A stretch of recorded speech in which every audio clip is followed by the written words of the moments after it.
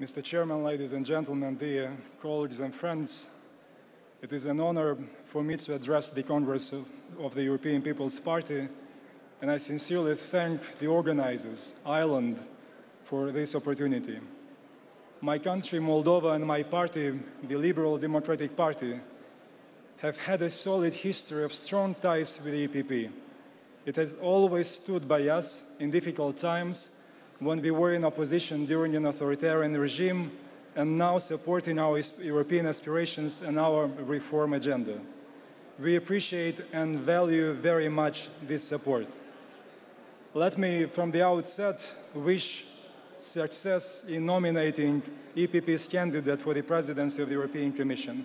The EPP has championed a stronger European Union and will undoubtedly remain the driving force of the European Union. If history teaches us anything, it is the leadership, vision, and responsibility that take things forward. I might sound perhaps too religious to somebody's taste, but as Moses led its nation through the desert, Europe must lead its nation to freedom and prosperity too.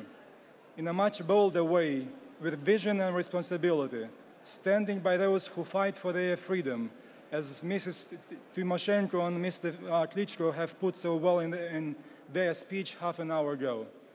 It may come as a surprise to the Eurosceptics that during a crisis with a single currency and a slow economic growth, nations like mine look up to the European Union.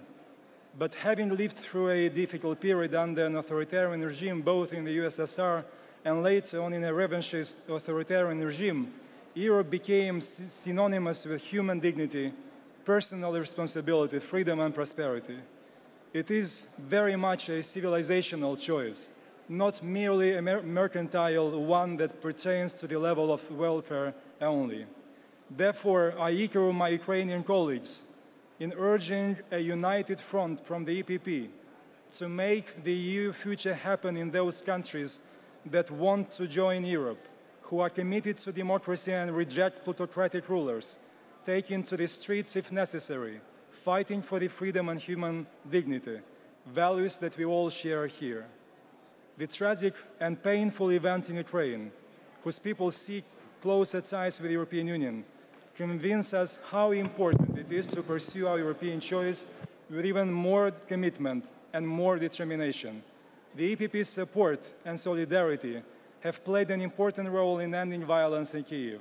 It is very reassuring for us to know that EPP strongly supports our efforts to give our people a better future.